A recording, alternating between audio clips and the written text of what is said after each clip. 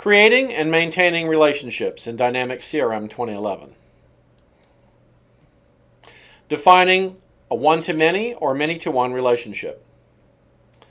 First of all, relationships are always created from one of the entities in the relationship.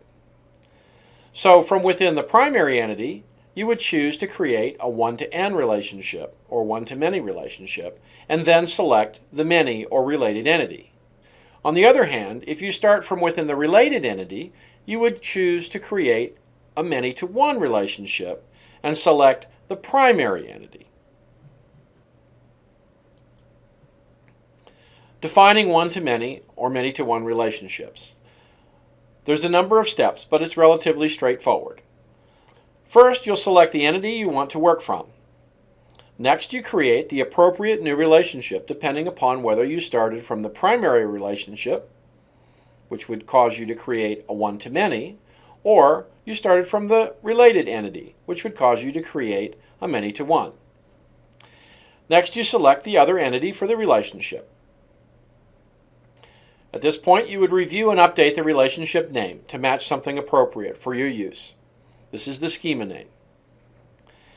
We would next choose the name for the related entity lookup attribute.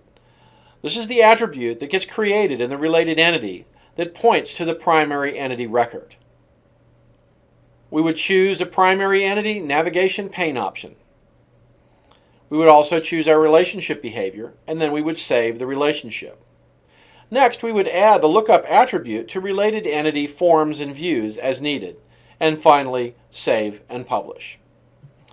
So let's look at the process, shall we?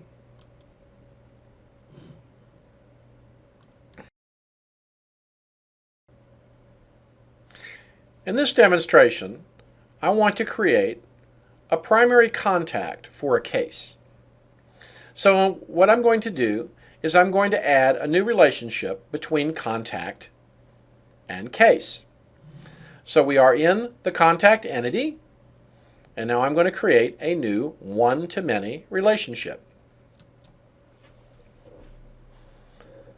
So first of all, I've created a one-to-many, and I know I want the contact to be my primary entity. That means I must now select my related entity, which in this case will be the case.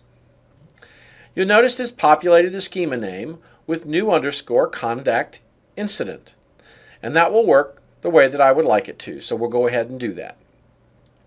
Now, the lookup field is the field that's going to get created into the case so I can put it on the form. So what I'm going to do is add the display name and say primary contact.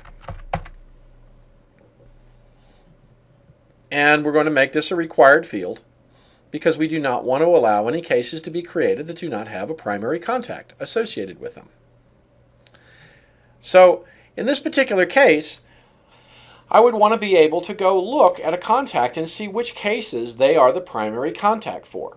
So I'm going to choose to use the display option of the plural name, which means under the contact we will now see cases. However, maybe it would be better if we change the name a little bit to make it clearer. So I'm going to use a custom label and choose to display that instead, and I'm also going to put it in service. In this particular case, this would be cases responsible for. And we'll put it down at the very bottom of the service area, so I'll leave this at 10,000. I also want to make sure that I have some behavior that does not permit the contact from being deleted while there are still open cases. So in this particular case, well, I don't want to do anything else except for change this to referential restrict delete. This means if I attempt to delete a contact who has the cases assigned to it through this particular relationship, I would not be able to delete the contact until I deal with these cases and assign them to someone else. And so now I have created my relationship.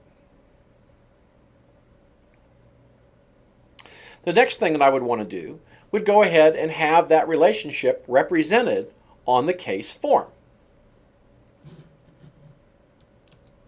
So I will go down to the case entity, or rather up. I will go into Forms, And on the main form, I now want to add this new attribute that was just created as part of the relationship. And if you'll notice, we have a field here called Responsible Contact. So I can now take this and insert this exactly where I want it on the form, which is directly under Customer. At this point, I may also want to go modify some information about that. I went off and made sure that the Responsible Contact was defined as a mandatory field, which now causes the red asterisk to appear on the form. Now mind you, I've just created a relationship for which one already exists. Primary contact would have accomplished this as well. But as an example of a process that we would be able to do, that's a fairly good, straightforward way of setting it up. The other thing that we can do from here is go take a look at the other side of the relationship that's now been created. So let me go ahead and save this form and exit. Since I'm not planning on doing anything with this, I would not publish it at this point. However, if you expect this change to appear, you will need to publish the form for the changes to take place. So now if I go to my N-to-1 relationships, because I'm on the case side, you'll see that I now have a new contact incident relationship which has been created. And here's what the relationship looks like from the case side. So again, the related entity is the case, and the primary entity is the contact. But from the perspective of the case, this is a many-to-one relationship, and from the perspective of the contact, this would be a one-to-many relationship. Defining a many-to-many relationship. As we stated earlier, relationships are always created from within one of the two entities in the relationship. For many-to-many relationships, this is pretty straightforward because both sides are the same. From within either entity, you choose to create a many-to-many relationship and then select the other entity. The process of creating a many-to-many relationship is as follows.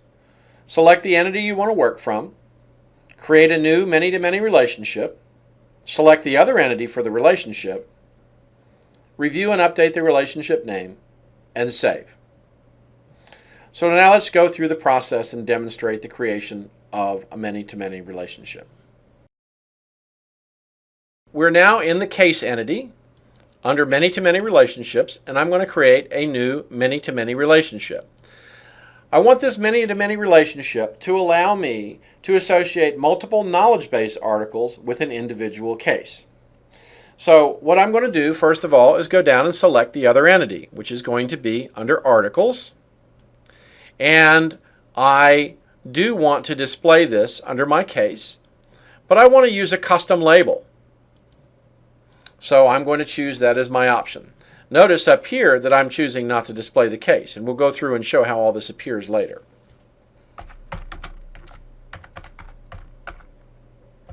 So I've got my custom label.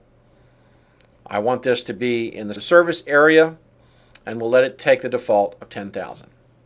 So I now will save and close. This will create the relationship. So now we'll go ahead and open up a case and show that how that is reflected. And so if you'll notice, under the case, we now have under Service, Knowledge Base Articles. And I can go here, and I can add existing articles and associate them with the case. So in this particular case, we're going to choose Return Authorization and Order Shipping Time and the Book Overhauling Service, all as articles related to this case. Very straightforward process. As you can see, it only took me a moment to do it. Now here's a knowledge base article, and if you'll notice, there's nothing in the navigation pane here because we chose not to show it. However, I could have gone ahead and exposed that so that we could see all the cases that this article has been associated with in this relationship. So now, let's take a moment and spend some time customizing existing relationships. Customizing existing relationships have some additional restrictions over creating a new relationship. Once a relationship has been created, you cannot change the primary or related entities, nor can you change the relationship name or the lookup field name, as these are schema names. What you can change is the display name of the attribute and the display options and labels within the navigation pane, such as the navigation area and display order. And you also can have an impact upon the relationship behavior. Note that out-of-box relationships are more restrictive than custom ones, so there may be fewer things that you can change in certain out-of-box relationships. Here's an existing out-of-box relationship. As you can see, primary entity, related entity, and the name are all grayed out. The display name, on the other hand, is customizable, as is the requirement level, the description, and the display options. I also could change the type of behavior here from parental to something else, should I choose. So let's take a moment and discuss deleting existing relationships.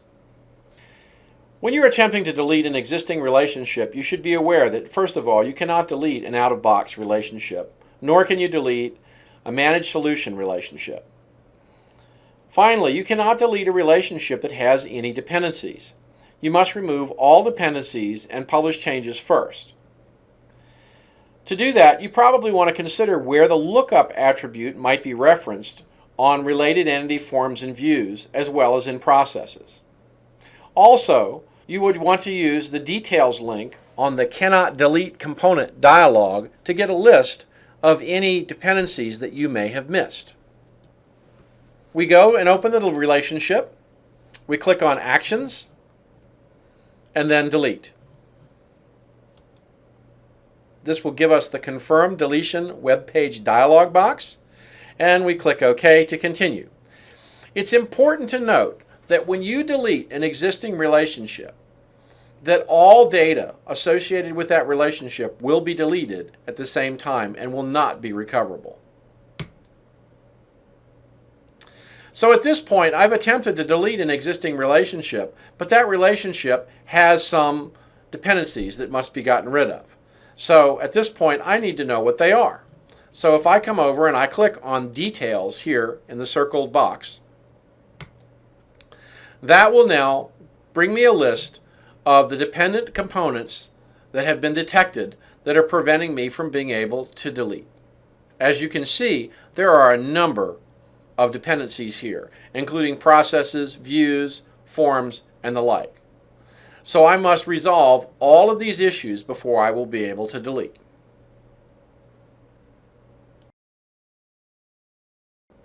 Building more complex relationships. We can create more complex relationship types by using the components that we've already learned how to use. We can create a manual many-to-many relationship. We can also create a self-referential relationship. And then finally, if necessary, we can simulate a one-to-one relationship. So let's take a look at the manual many-to-many. This is used instead of a native many-to-many in circumstances where you need access to that hidden intersect entity that is created as part of a native many-to-many. This might be if you're using it for a transaction record, or if the custom attributes are needed to support date or status of the record, or if we want to attach processes to the intersect record. These are all things that we cannot do with a hidden intersect entity, so we must create one manually. Basically, to create a manual many-to-many relationship, we create first a custom intersect entity, and then two or more many-to-one relationships from the intersect entity to the other entities that we need to relate in the many-to-many relationship. This allows more control and access to transaction records. It supports custom attributes, it supports processes, and this entity can be accessed in associated views, forms, and reports. So let's talk about some examples of many-to-many that exist already within the system. The opportunity is a perfect example of a manual many-to-many to many-to-many. The opportunity is a system entity, but nonetheless, it's the intersect entity. It has a many-to-one relationship to owning user. It has another many-to-one relationship to price list. And finally, it has a many-to-one to customer. So in this way, the opportunity is a form of transaction record that we want to quantify and qualify with additional information. So You've probably been creating manual many-to-manys in many of your programming assignments that you've done already, so this should be very straightforward. Another example would be an event registration entity. If we had a custom entity that we would create called registration and another custom entity that we create called event. We then create a many-to-many relationship between the event registration record and a contact and the event registration record and the event. This makes it a manual many-to-many, but we can put in whether or not the event is paid for, what the date of registration was, and other information such as the status. So here's an example of a manual many-to-many record. This is a custom entity called venue that we've created, and it is linked to a number of different records. For instance, if you'll notice, there's a lookup attribute here. And if I click on that, that will take me to one of the entities that this is linked to. And so here is the configuration record. So this allows us to set this record in relationship to the venue record. I also am connected to a locale, specifically a metro area. So if I click on that, now I've brought up the relationship to the metro area. And if you'll notice, I've gone on this form and selected the venues, which is showing up as the many to the one in the navigation pane and shows the actual record that I just came from. So now let's take a look at how that is represented within the schema. We're now looking at the venue, many-to-one relationships, and these are all the different relationships that were created as part of creating this venue record. We're linked to the account entity, which in this implementation has been renamed to company, to the configuration entity, to the contact entity. The contact entity, again, if you'll notice, we have a technical contact and a primary contact. Here is the metro area that we saw earlier. Then we have the primary user, who's going to be the owner of this particular session, of any sessions created at this venue. And then finally, whether or not we're going to tie it to a site record and another user record for an internal CRM user to be a setup technician. So these are all relationships that help build a transaction record, or in this case, our venue record. Self-referential relationships. These can be used to define hierarchical structures. It basically consists of a single one-to-many relationship with the same entity named as both primary and related entities. This allows us to create a tree structure that can support any number of levels. Now, the caveat is that records may not be linked to themselves either directly or indirectly through the linking. And this also can be used for mapping to clone records. And we'll talk about mapping later. Some examples of a self-referential relationship would include the account and sub-account relationship. This is a one-to-many system relationship that comes out of the box. It's used to group accounts under a division or corporate entity. And it can support corporate as a top level, divisions as a second level, individual branches at any tier we want further down the tree. Or, as a custom example, a case to master case relationship. This would be a many-to-one, but again, it is still between case and case. And this would allow us to group subcases under a single master case. And then finally, as a completely custom entity, if we wanted to create a project system that had sub-project and multiple levels that we could go and deliver in any number of levels that we wanted, then we would be able to create a self-referential relationship between project and project that we would entitle sub-project. And it would allow us to create whatever number of levels we needed to create within that project. So here's an example of a self-referential record. We're looking at an account entity, and the sub-accounts show those accounts which are linked to this parent account record. If I drill down into one of the records, you can see that it points back at elemental goods. And the relationship looks something like this. I've gone to my one-to-many relationships within the account entity. And here it is, the account-parent account relationship. And as you can see, both the primary entity and the related entity are account. Furthermore, it has parental behavior, which means it's going to cascade. So if I delete the parent account, it will delete all the children in the stack. And finally, if you'll notice, I've gone to N-to-One relationships, and this relationship exists here. And that's because this is both the N-to-One and N-to-One and one-to-N side of the relationship, so it will be reflected twice.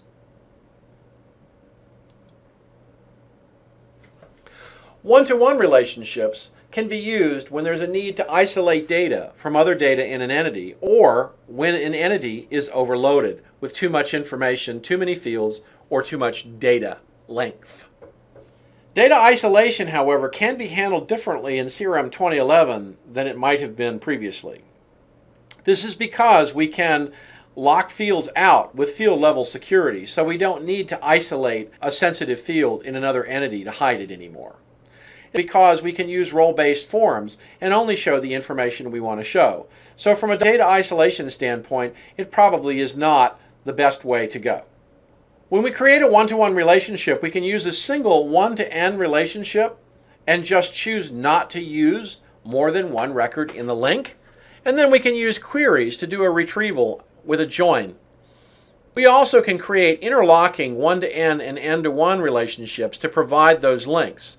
But we would hide the navigation pane appearance in both relationships so that all we would see would be the lookup attribute in both entities that points to the other record. If you use this interlocking one-to-N and N-to-One, you must enforce the link maintenance, and you can do this with either workflows or plugins, but it will be an important piece.